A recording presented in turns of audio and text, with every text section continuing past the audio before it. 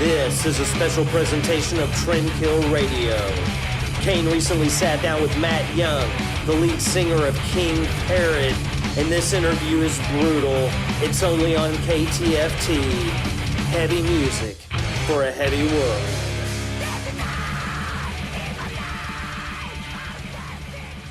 Hey everybody, how's it going? This is Kay with Trendkill Radio. I'm sitting with Matt from King Parrot, and we're at the Blue Note in Harrison, Ohio for the Anselmo and The Illegals show tonight with King Parrot. So you guys are 3/4 of the way done with your tour. How's it been so far?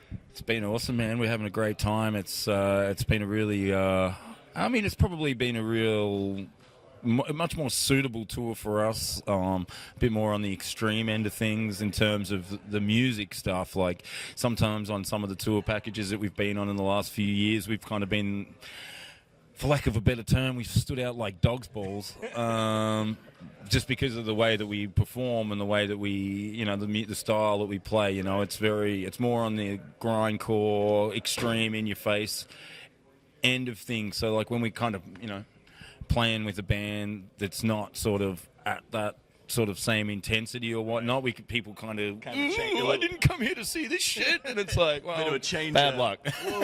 Yeah, so I think it's much more suitable for us to be playing with a band like The Illegals, who are killing it at the moment. They're doing really well. Phil's in the best shape of his life, I think, and his voice is sounding incredible, and the band are amazing musicians, man, and it's really incredible watching them bust it out every night, and it's making us lift our game, and they're lifting their game as well. So I think both bands are really putting on the best possible shows that we can. So it's been great, man.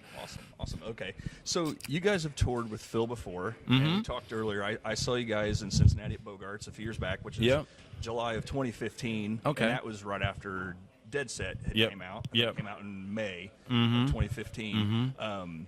I kind of covered it just now, but how is it, touring with Phil and with you guys with Superjoint that time? Is there a different dynamic between Superjoint or The Illegals, or is it just kind of, A little bit, yeah, I think. And we've also toured with Down as well, like back in 2014, I think we toured with Down. We did a pretty big tour with Down through the States and Canada as well. And, yeah, I think all the bands have their own little element, Like, right. I think, the Down crowd is a lot more sort of hard rock sort of, So we, definitely stood out on that one. But I think with Superjoint, it was probably more suited to us as well. Okay. But I think The Illegals is definitely much more where we're at. But obviously Phil makes no mistake that he's a fan of the more extreme music and stuff, and that's why I think we're signed on with Housecore Records, and we've been good friends with Phil and Kate now for around maybe 5 years or something like that. So they've always been super kind to us, and we kind of just hit it off as friends and stuff first and foremost, I think, and I think they've sort of also sort of saw in us a band that was willing to put in the hard work, that was sort of unwilling to compromise as well in terms of our sound and the way that we present it and all that sort of. There's no bullshit, there's no gimmicks. We are the fucking gimmick, there's nothing more to it than that.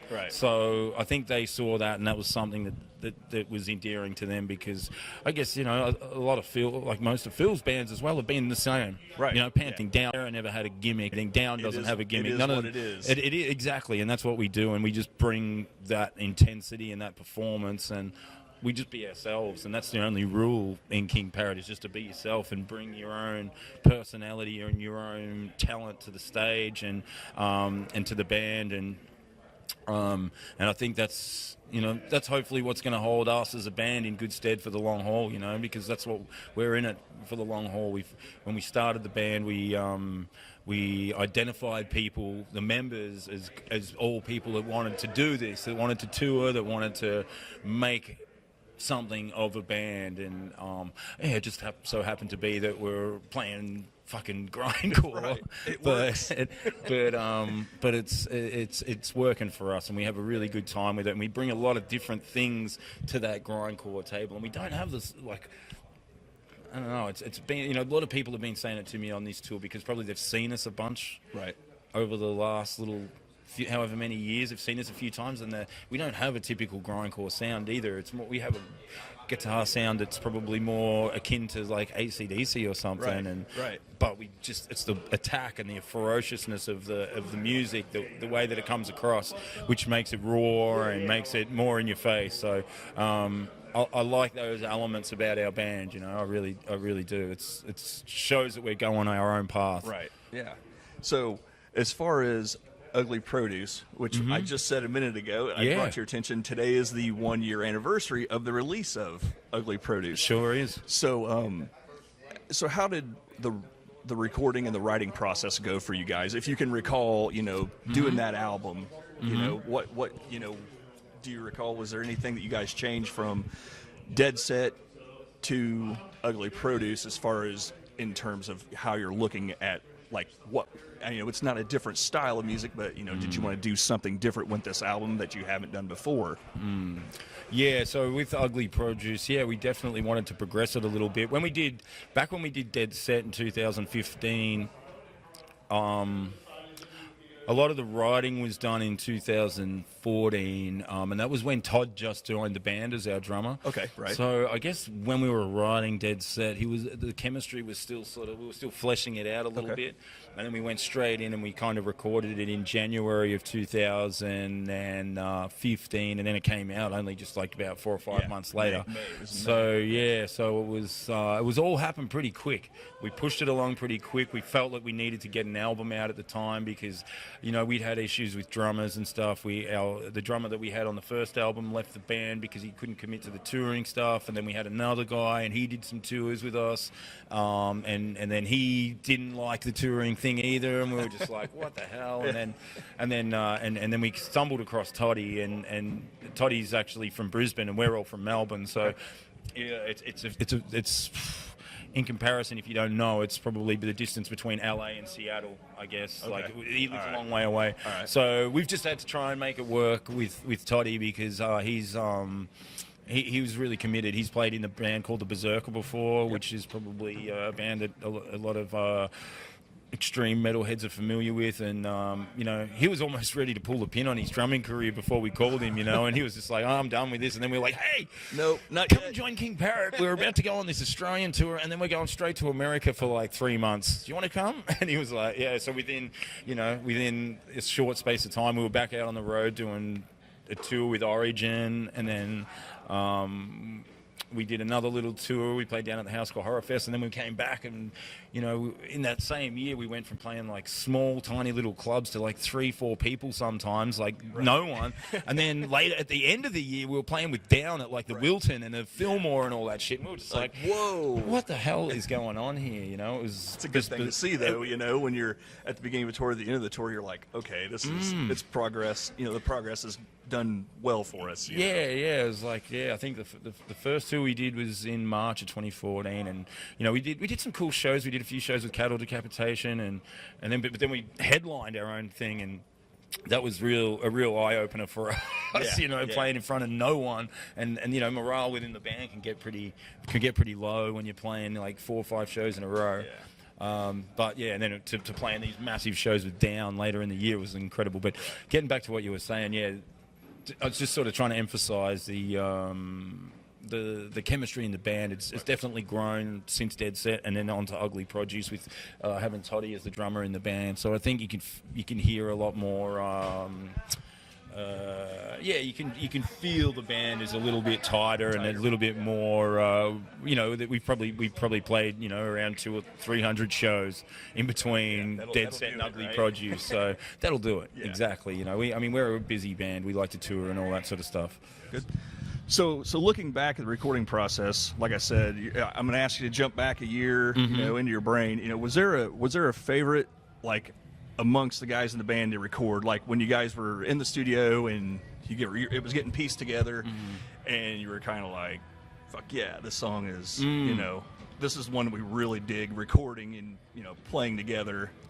I think pretty much with every song on the record, it's like we wouldn't put it on the record unless we had that feeling with it. You know what I mean? Okay. I mean, sometimes it's better than others and whatnot, and sometimes it's even hard to get that feeling when you're playing this sort of music. But that's something that we always kind of strive for is just having that satisfaction, you know. Like we try to keep it as intense as possible, but we're also mindful of having some elements that have got some hooks in it and some catchy stuff in it that draws the listener in as well. So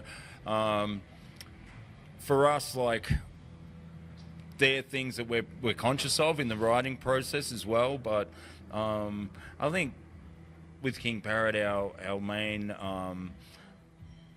the main energy for King Parrot in the writing process is like full-on angst and just that frustration and intenseness of the whole situation. But with that, there's also elements of humor as well that come into it, and that certainly comes in with the lyrics and when we're playing live as well. And the videos. Yeah, and the videos, man. Well, that's a whole nother world entirely. But with the music, like we've got to have that angst and that aggression and that intensity, and that's where the writing of it draws its inspiration, I think. And then the other stuff comes afterwards. It's sort of like put on top, you know. Okay. So yeah. So if you had to pick a song for us to play right now off Ugly Produce, what would it be? Okay.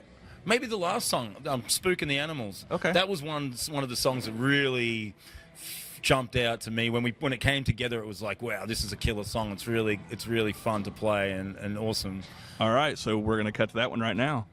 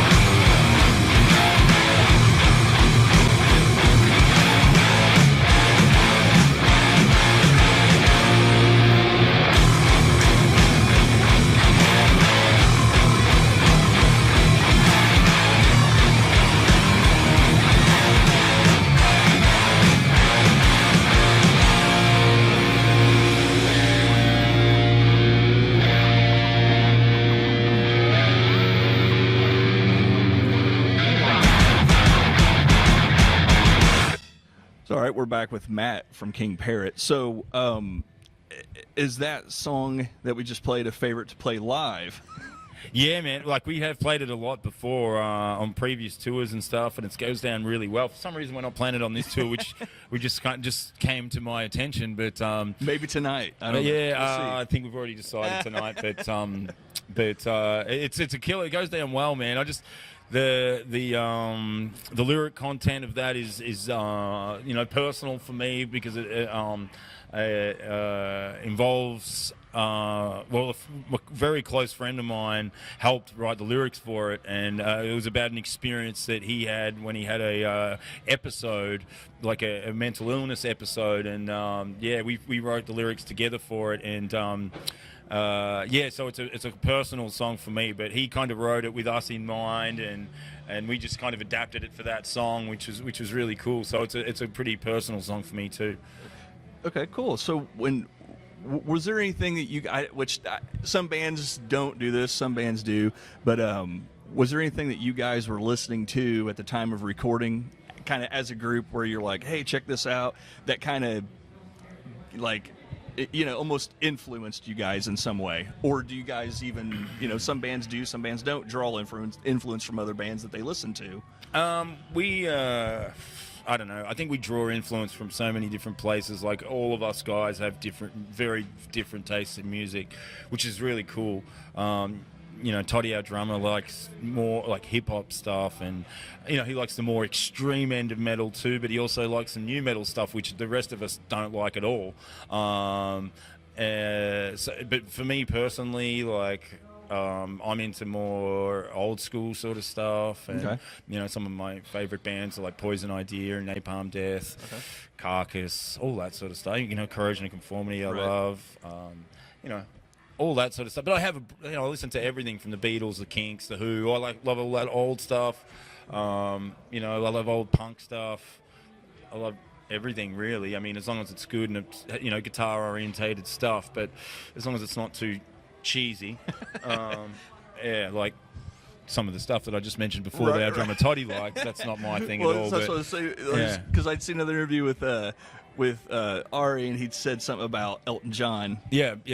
So I was like, so we're gonna get Elton John tonight, or are we gonna leave that off the list tonight? No, but we listen to everything, man, and that's the thing with our band. It's like we draw influence from so many different places, and I think that's what makes us unique. Because I think if all we listen to is grindcore all the time, it'd just be another grindcore band, Right. But hopefully, drawing influences from those other places that aren't necessarily metal at all helps us to be able to sort of put out a sound that's unique to us. And we obviously have a massive love for AC/DC, being Australians, right. So that element of our band is very strong. So what about too. Rose Tattoo as well? Oh yeah. Okay, cool. Absolutely, cool. Man. All right, absolutely. Cool. And that's that's kind of my next question, is your guys's your musical influences. Mm-hmm. So like you just spit out like 20 bands. So that kind of answers that. But I want to go to another song off of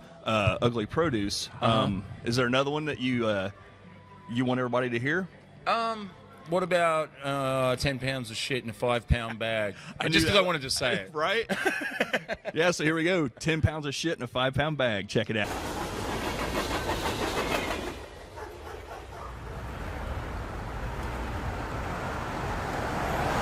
There it is. 10 pounds of shit in a 5-pound bag. 10 pounds of shit.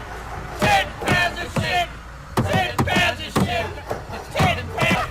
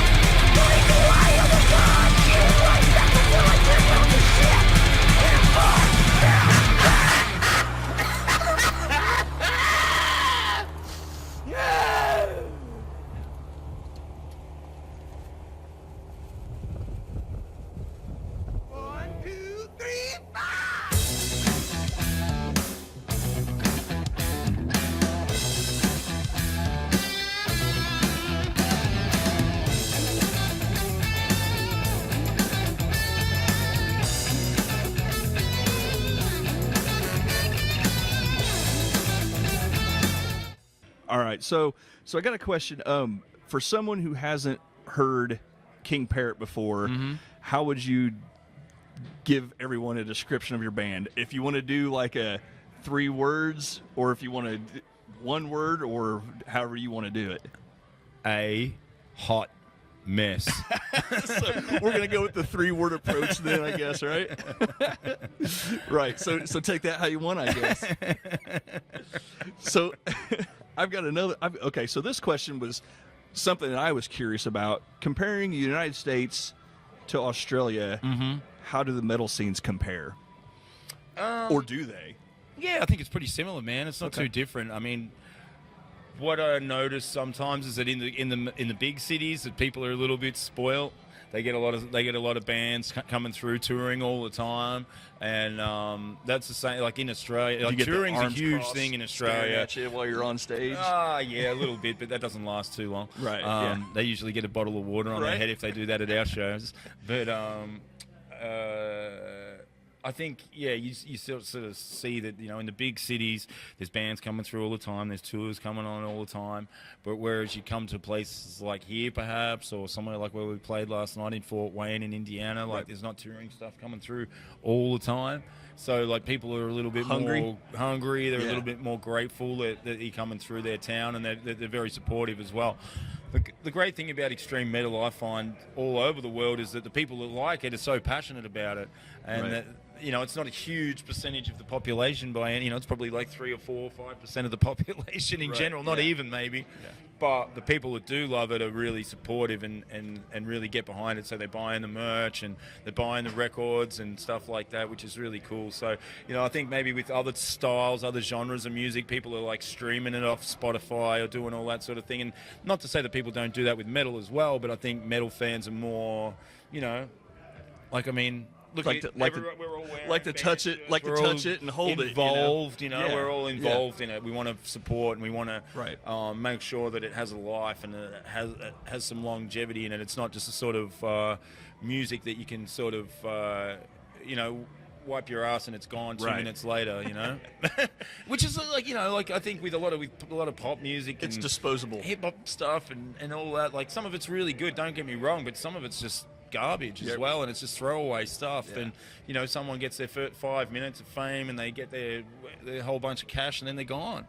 And it's like, I think with metal and hard rock bands and stuff like that, there's a lot more blood, sweat, and tears in it, and that's what's always appealed to this sort of music to me.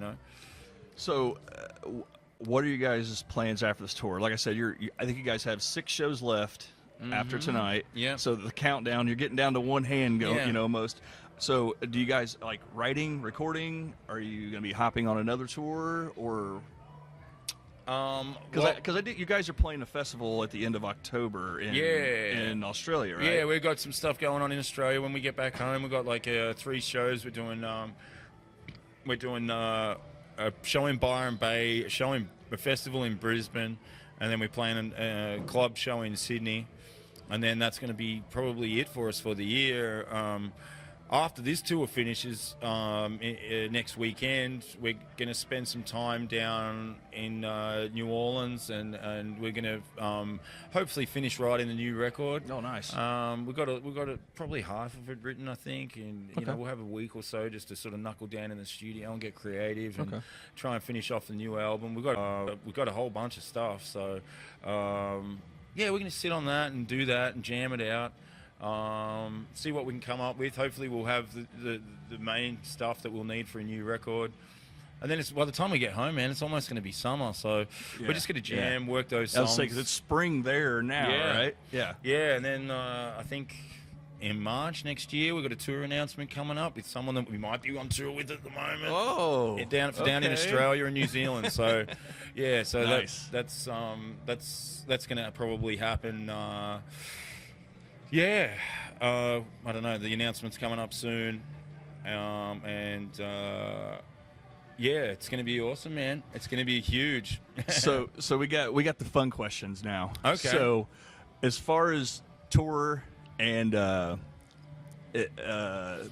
beverages, adult beverages. Okay, you're talking to someone that's sober here. Okay. Okay. Well, shit. So as far as but I watch enough of it. I see enough of it. So, guys in the bands, the guys in the bands that do indulge, what are their go-to drinks? Oh, the guys in King Parrot just drink beer. Beer? Mostly. And sometimes I find a bottle of Jameson. I got you to say beer, too.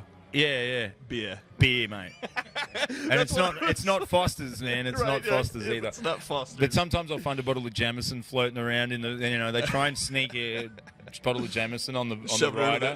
And if I get into the band room before the other guys, I just grab it and hide it, put it in my bag, and then wait until after the show. There you go, boys. You've had your show. Now you can start drinking whiskey. It's not a good thing having a bottle of Jamesons in the band room before we go on stage. I've learned that over the years. So, if anything. And another one I've got is so I've never been to Australia. Okay. Food. Coming from Australia to the United States. Is there anything when you get here that they don't have there and you're like, oh, I can't wait to get there and get this? Or are you like, it's all shit here? Oh, it is, right?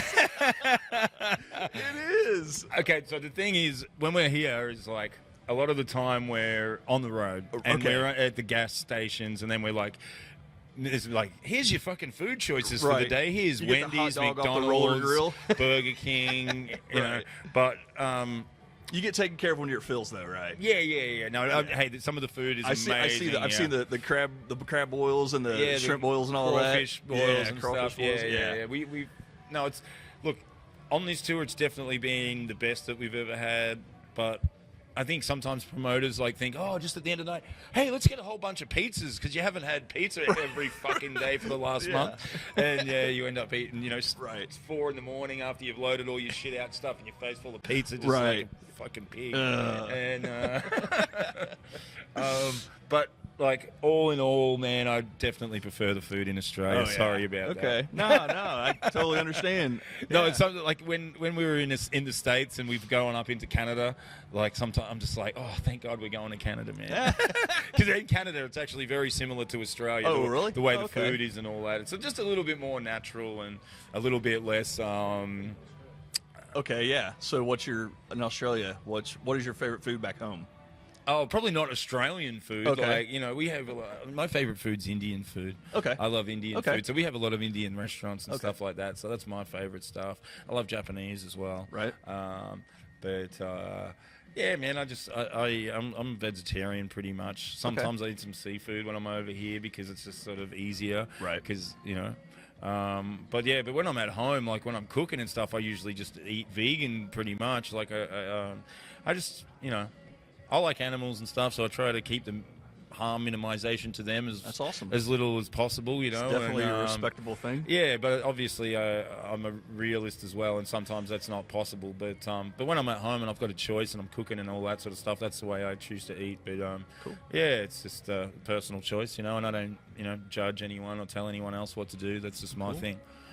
So I'm gonna do one more song. I'm gonna make you pick. You don't have to be off the new album. Okay. You can be off any one of them you want. So give me one more song. Well, let's just maybe let's do "Shit on the Liver" because that's probably the song that has really helped project us out into a wider audience with the video and all that. So let's do the song, and then hopefully people will go and watch the video on YouTube afterwards. So I appreciate your time. It's like I said, we're at the Blue Note here in Harrison, Ohio, with Phil Anselmo and The Illegals and King Parrot. So I appreciate your time, Matt. And, thanks, man. We appreciate your support. Hope you guys knock it out tonight, man. We will, man. Don't worry. Every night we do it. All right. Awesome. Cheers, bro. Take care, man. Thank you. All right. Thanks, guys. I appreciate it.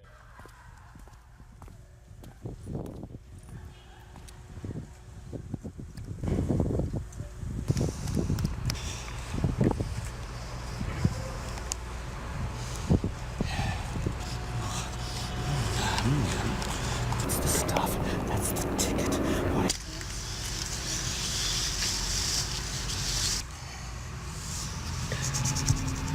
Well, I don't know about you boys, but geez, I've had a good day and I'm ready for a Bonox.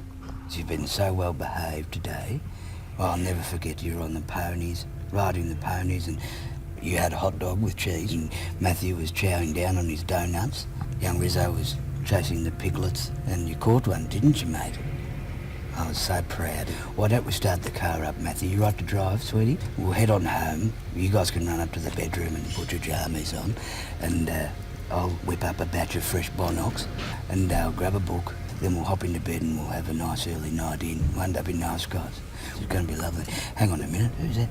Matthew, is he giving us a ticket? Matthew, get out and talk to him. Please don't ruin a good day, Matthew. Talk to him.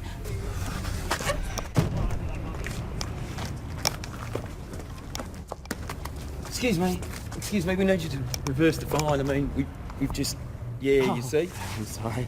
It's already in the system. No, we need you to reverse it, you see? I can't, it's too late. We've only been there for 5 minutes. It's too late. For 5 minutes. You're in the system. You're in the system. My boss is going to kill me. My boss is going to...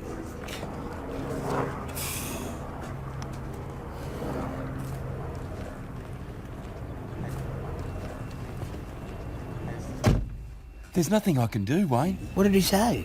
He can't reverse it. It's already in the system. I'm fucking ropeable.